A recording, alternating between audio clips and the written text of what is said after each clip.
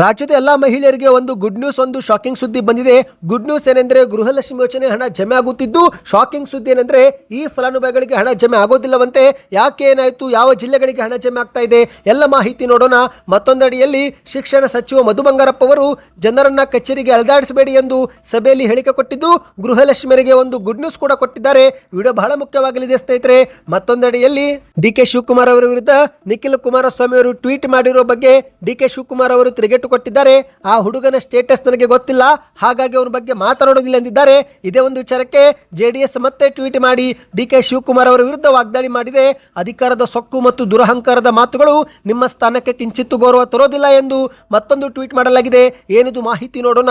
ಇನ್ನು ರಾಜ್ಯದಲ್ಲಿ ಮುಖ್ಯಮಂತ್ರಿ ಬದಲಾವಣೆ ಬಗ್ಗೆ ಬಸವರಾಜ ರಾಯರೆಡ್ಡಿ ಅವರು ಒಂದು ಶಾಕಿಂಗ್ ಹೇಳಿಕೆ ಕೊಟ್ಟಿದ್ದಾರೆ.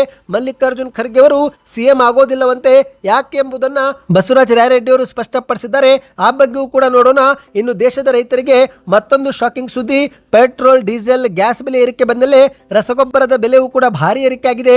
ಯಾವ ರಸಗೊಬ್ಬರ ಎಷ್ಟು ಏರಿಕೆ ಆಗಿದೆ, ಈ ಎಲ್ಲ ಮಾಹಿತಿಗಳನ್ನ ಡೀಟೇಲ್ ಆಗಿ ನೋಡೋಕ್ಕಿಂತ ಮೊದಲು ನೀವು ನಮ್ಮ ಚಾನಲ್ಗೆ ಮೊದಲು ಬಾರಿ ಭೇಟಿ ಕೊಡ್ತಾ ಇದ್ರೆ ದಯವಿಟ್ಟು ಸುದ್ದಿ 9 ಯೂಟ್ಯೂಬ್ ಚಾನಲ್ಗೆ ಸಬ್ಸ್ಕ್ರೈಬ್ ಆಗಿ ಪಕ್ಕದಲ್ಲಿ ಕಾಣಿಸೋ ಗಂಟೆ ಕೂಡ ಒತ್ತಿ.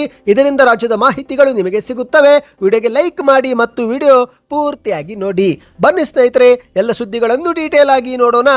ಇತ್ತೀಚೆಗಷ್ಟೇ ಬೆಳಗಾವಿಯಲ್ಲಿ ಮಾಧ್ಯಮಗಳ ಮುಂದೆ ಲಕ್ಷ್ಮೀ ಹೆಬ್ಬಾಳ್ಕರ್ ಅವರು 3-4 ದಿನದಲ್ಲಿನೇ 2,000 ರೂಪಾಯಿ ಹಾಕುತ್ತೇವೆ ಎಂಬ ಭರವಸೆ ಕೊಟ್ಟಿದ್ರು. ಅದರಂತೆ ಈಗ ಗೃಹಲಕ್ಷ್ಮಿ ಯೋಜನೆಯ 30ನೇ ಕಂತು ಜಮೆ ಆಗುವುದು ಶುರುವಾಗಿದೆ. ಹೌದು ಸ್ನೇಹಿತರೆ, ನಿಮ್ಮ ಬ್ಯಾಂಕ್ ಖಾತೆ ಒಂದು ಬಾರಿ ಚೆಕ್ ಮಾಡಿಕೊಳ್ಳಿ. ಯಾಕಂದ್ರೆ ಸಾಕಷ್ಟು ಜಿಲ್ಲೆ ಫಲಾನುಭವಿಗಳಿಗೆ ಹಣ ಜಮಾ ಆಗುತ್ತಿರುವುದು ದೃಢಪಟ್ಟಿದೆ. ಮಾಹಿತಿಯ ಪ್ರಕಾರ ಕೊಪ್ಪಳ ಮತ್ತು ಚಿತ್ರದುರ್ಗ ಜಿಲ್ಲೆ ಫಲಾನುಭವಿಗಳಿಗೆ ಈಗಾಗಲೇ 2,000 ರೂಪಾಯಿ ಬರ್ತಾ ಇದೆ ಎಂದು ಅಲ್ಲಿನ ಗ್ಯಾರಂಟಿ ಯೋಜನೆಗಳ ಅನುಷ್ಠಾನ ಪ್ರಾಧಿಕಾರದ ಅಧ್ಯಕ್ಷಕರು ಮಾಧ್ಯಮಗಳ ಮುಂದೆ ಸ್ಪಷ್ಟಪಡಿಸಿದ್ದಾರೆ.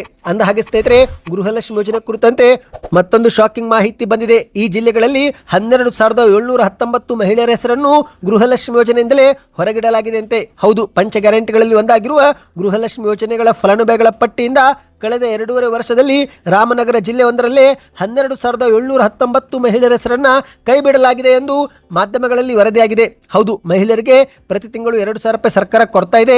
ಆದರೆ ಕೆಲವು ಕಾರಣದಿಂದ ಫಲಾನುಭವಿಗಳಿಗೆ ಈ ಒಂದು ಹಣ ಜಮೆ ಆಗುತ್ತಿಲ್ಲ.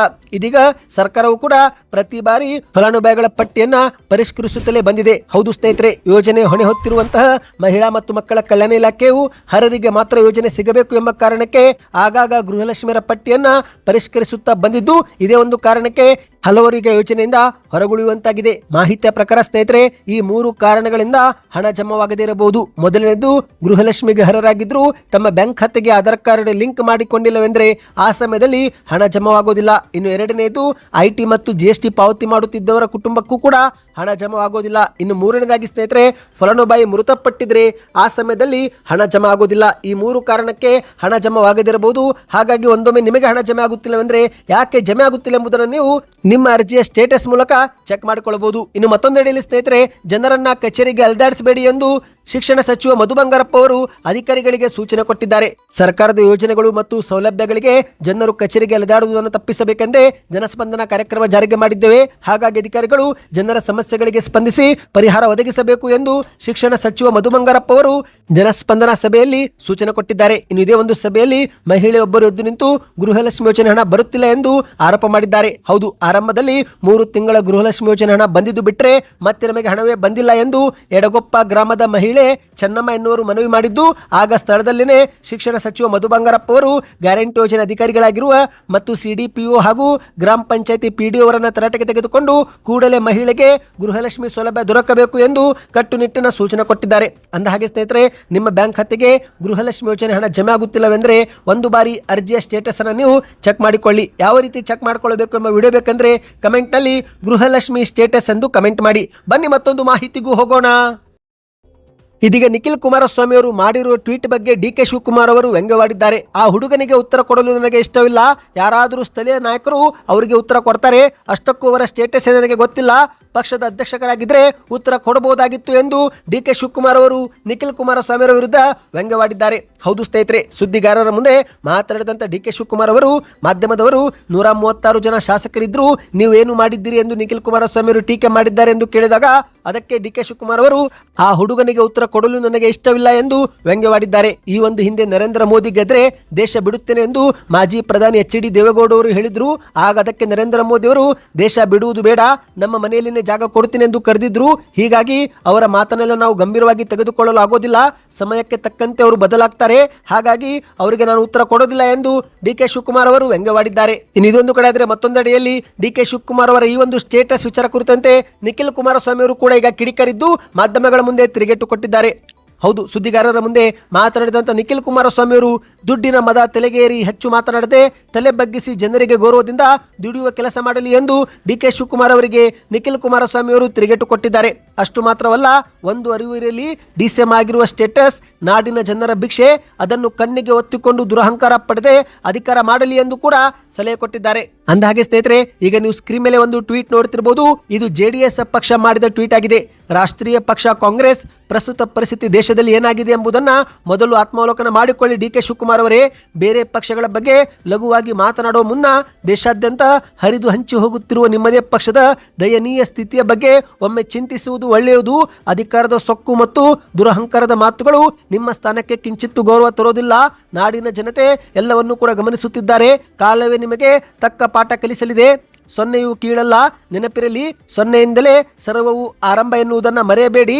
ಆದರೆ ಈ ಸೊನ್ನೆ ನಿಮ್ಮ ಕಣ್ಣು ತೆರೆಸಲಿ ಎಂಬುದಷ್ಟೇ ನಮ್ಮ ಕಳಕಳಿ ಎಂದು ಜೆಡಿಎಸ್ ಟ್ವೀಟ್ ಮಾಡಿದೆ. ಇದೇ ಒಂದು ಟ್ವೀಟ್ನಲ್ಲಿ ಸೊನ್ನೆ ಶ್ರೀ ಸ್ವಲ್ಪ ಇಲ್ಲಿ ನೋಡಿ ಎಂದು ಒಂದು ಪೋಸ್ಟ್ ಅನ್ನು ಕೂಡ ಬಿಡುಗಡೆ ಮಾಡಲಾಗಿದೆ. ಈ ಒಂದು ಪೋಸ್ಟ್ನಲ್ಲಿ ಕಾಂಗ್ರೆಸ್ಸು ಯಾವ ಕ್ಷೇತ್ರದಲ್ಲಿ ಎಷ್ಟು ಸ್ಥಾನ ಪಡೆದುಕೊಂಡಿದೆ ಎಂಬ ಕುರಿತಂತೆ ಒಂದು ಪಟ್ಟಿಯನ್ನು ಬಿಡುಗಡೆ ಮಾಡಲಾಗಿದೆ. ಆಂಧ್ರ ಪ್ರದೇಶದಲ್ಲಿ 175 ಕ್ಷೇತ್ರದಲ್ಲಿ 0 ಸ್ಥಾನ, ದೆಹಲಿಯಲ್ಲಿ 70 ಕ್ಷೇತ್ರದಲ್ಲಿ 0 ಸ್ಥಾನ. ಹೀಗೆ ಕಾಂಗ್ರೆಸ್ಸು ಎಲ್ಲೆಲ್ಲಿ 0 ಮತ್ತು 1-2 ಅಂಕಿ ಪಡೆದುಕೊಂಡಿದೆಯೋ ಆ ಬಗ್ಗೆ ಪಟ್ಟಿ ಮಾಡಿ ಜೆಡಿಎಸ್ ತಿರುಗೇಟು ಕೊಟ್ಟಿದೆ. ಬನ್ನಿ ಸ್ನೇಹಿತರೆ, ಮತ್ತೊಂದು ಮಾಹಿತಿಗೂ ಹೋಗೋಣ. ರಾಜ್ಯದಲ್ಲಿ ಕಾಂಗ್ರೆಸ್ ಸರ್ಕಾರ 3 ವರ್ಷ ಪೂರ್ತಿಗೊಳ್ಳುತ್ತಿದ್ದಂತೆ ಮತ್ತೊಮ್ಮೆ ಮುಖ್ಯಮಂತ್ರಿ ಬದಲಾವಣೆ ಸದ್ದು ಈಗ ಜೋರಾಗಿದೆ. ಹೌದು ಸ್ನೇಹಿತರೆ, ದಲಿತ ನಾಯಕ ಮಲ್ಲಿಕಾರ್ಜುನ್ ಖರ್ಗೆ ಅವರೇ ಮುಖ್ಯಮಂತ್ರಿ ಆಗುತ್ತಾರೆ ಎಂಬ ಒಂದು ಸುದ್ದಿಯು ಕೂಡ ಹರಿದಾಡಿದ್ದು, ಈ ಬಗ್ಗೆ ಮುಖ್ಯಮಂತ್ರಿಯವರ ಆರ್ಥಿಕ ಸಲಹೆಗಾರ ಬಸವರಾಜ ರಾಯರೆಡ್ಡಿ ಅವರು ಸ್ಪಷ್ಟನೆ ಕೊಟ್ಟಿದ್ದಾರೆ. ಹೌದು, ಮಲ್ಲಿಕಾರ್ಜುನ್ ಖರ್ಗೆ ಅವರು ಸಿಎಂ ಆಗೋಕೆ ಆಗೋಲ್ಲ ಎಂದು ಬಸವರಾಜ ರಾಯರೆಡ್ಡಿ ಅವರು ಮಾಧ್ಯಮಗಳ ಮುಂದೆ ಹೇಳಿದ್ದಾರೆ. ನನಗೆ ವಯಸ್ಸಾಗಿದೆ, ಕಷ್ಟ ಆಗಲಿದೆ, ಹಾಗಾಗಿ ನಾನು ಸಿಎಂ ಆಗೋದಿಲ್ಲ ಎಂದು ಮಲ್ಲಿಕಾರ್ಜುನ್ ಖರ್ಗೆ ಅವರೇ ನನಗೆ ಹೇಳಿದ್ದಾರೆ ಎಂದು ಬಸವರಾಜ ರಾಯರೆಡ್ಡಿ ಅವರು ಮಾಧ್ಯಮಗಳ ಮುಂದೆ ತಿಳಿಸಿದ್ದಾರೆ.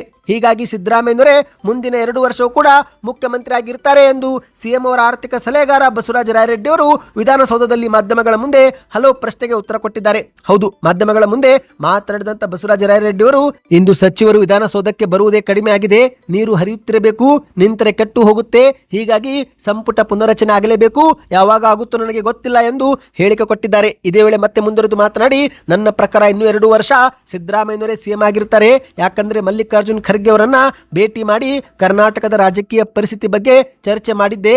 ನಾವು ಮತ್ತೆ ರಾಜ್ಯದಲ್ಲಿ ಅಧಿಕಾರಕ್ಕೆ ಬರಬೇಕಂದ್ರೆ ಮುಂದಿನ 2 ವರ್ಷ ಪರಿಣಾಮಕಾರಿ ಆಡಳಿತ ಕೊಡಬೇಕಾಗಿದೆ ಎಂದು ಹೇಳಿದ್ದೆ. ಈ ಸಂದರ್ಭದಲ್ಲಿ ಸಿದ್ದರಾಮಯ್ಯ ಅವರನ್ನ ಬದಲಿಸಬೇಡಿ ಎಂದು ಕೂಡ ಹೇಳಿದ್ದೆ. ಅಂತಹ ಪ್ರಸಂಗ ಬಂದ್ರೆ ನೀವೇ ಸಿಎಂ ಆಗಿ, ಬೇರೆ ಯಾರು ಕೂಡ ಸಿಎಂ ಆದ್ರೂ ಆ ಮಟ್ಟಕ್ಕೆ ಆಡಳಿತ ಇರೋದಿಲ್ಲ ಎಂದು ನಾನು ಮನವಿ ಮಾಡಿದ್ದೆ. ಆಗ ಮಲ್ಲಿಕಾರ್ಜುನ್ ಖರ್ಗೆ ಅವರು ನನಗೆ ಸಿಎಂ ಬೇಡ, ವಯಸ್ಸಾಯಿತು, ಕಷ್ಟ ಆಗಲಿದೆ ಎಂದು ಹೇಳಿದ್ದಾರೆ. ಈ ಬಗ್ಗೆ ರಾಹುಲ್ ಗಾಂಧಿ ಮತ್ತು ನಾವು ತೀರ್ಮಾನಿಸುತ್ತೇವೆ ಎಂದು ಕೂಡ ಅವರು ನನಗೆ ತಿಳಿಸಿದ್ದಾರೆ ಎಂದು ಬಸವರಾಜ ರಾಯರೆಡ್ಡಿ ಅವರು ತಿಳಿಸಿದ್ದಾರೆ. ಒಟ್ಟಿನಲ್ಲಿ ಸ್ನೇಹಿತರೆ, ಮಲ್ಲಿಕಾರ್ಜುನ್ ಖರ್ಗೆ ಅವರು ಮುಖ್ಯಮಂತ್ರಿ ಆಗೋದಿಲ್ಲ, ಬದಲಿಗೆ ಸಿದ್ದರಾಮಯ್ಯನವರೇ ಮುಖ್ಯಮಂತ್ರಿ ಆಗಿರುತ್ತಾರೆ ಎಂಬ ಅರ್ಥದಲ್ಲಿ ಬಸವರಾಜ ರಾಯರೆಡ್ಡಿ ಅವರು ಹೇಳಿಕೆಯನ್ನು ಕೊಟ್ಟಿದ್ದಾರೆ. ಬನ್ನಿ ಸ್ನೇಹಿತರೆ, ಕೊನೆಯ ಮಾಹಿತಿಗೆ ಹೋಗೋಣ. ಅದಕ್ಕೂ ಮೊದಲು ನೀವು ಇದುವರೆಗೆ ನಮ್ಮ ವಿಡಿಯೋ ನೋಡ್ತಾ ಇದ್ರೆ ದಯವಿಟ್ಟು ಕಮೆಂಟ್ ಮಾಡಿ ತಿಳಿಸಿ ಸ್ನೇಹಿತರೆ. ಕಂಪ್ಲೀಟ್ ವಿಡಿಯೋ ಎಂದು ಕಮೆಂಟ್ ಮಾಡಿ, ಇದರಿಂದ ನಮಗೂ ಕೂಡ ಎಷ್ಟು ಜನರು ವಿಡಿಯೋ ಪೂರ್ತಿಯಾಗಿ ನೋಡ್ತಿದ್ದಾರೆ ಎಂಬ ಮಾಹಿತಿ ಸಿಗುತ್ತೆ. ಇದೀಗ ರೈತರಿಗೆ ಒಂದು ಶಾಕಿಂಗ್ ಸುದ್ದಿ. ಹೌದು, ಮಧ್ಯಪ್ರಾಚ್ಯದಲ್ಲಿ ನಡೆಯುತ್ತಿರುವ ಯುದ್ಧದ ಕಾರಣ ಈಗಾಗಲೇ ಪೆಟ್ರೋಲ್, ಡೀಸೆಲ್, ಅಡುಗೆ ಅನಿಲ ಬೆಲೆ ಏರಿಕೆ ಆಯಿತು. ಆದರೆ ಇದೀಗ ರೈತರ ರಸಗೊಬ್ಬರದ ದರದ ಮೇಲೂ ಕೂಡ ಯುದ್ಧದ ಪರಿಣಾಮ ಬೀರುತ್ತಾ ಇದೆ. ರಸಗೊಬ್ಬರದ ಅಭಾವದ ಜೊತೆಗೆ ಈಗ ದರ ಏರಿಕೆ ಆಗಿರುವುದು ರೈತ ಸಮುದಾಯಕ್ಕೆ ಬರೆ ಎಳೆದಂತಾಗಿದೆ. ಹೌದು ಗೆಳೆಯರೆ, ಯೂರಿಯಾ ಮತ್ತು ಡಿಎಪಿ ದರದಲ್ಲಿ ಭಾರಿ ಏರಿಕೆ ಆಗಿದ್ರೂ ಕೂಡ ಕೇಂದ್ರ ಸರ್ಕಾರ ರೈತರಿಗೆ ಭಾರಿ ಪ್ರಮಾಣದ ಸಬ್ಸಿಡಿ ಕೊಡೋ ಮೂಲಕ ದರವನ್ನು ನಿಯಂತ್ರಣ ಮಾಡಿದೆ. ಆದರೆ ಮತ್ತೊಂದೆಡೆಯಲ್ಲಿ ಪೊಟ್ಯಾಷ್ ಮತ್ತು ಕಾಂಪ್ಲೆಕ್ಸ್ ರಸಗೊಬ್ಬರದ ನಿಯಂತ್ರಣ ಇರದೇ ಇರುವುದರಿಂದ ಇವುಗಳ ದರ ತಿಂಗಳಲ್ಲಿನೇ 2 ಬಾರಿ ಈಗ ಏರಿಕೆಯಾಗಿದೆ.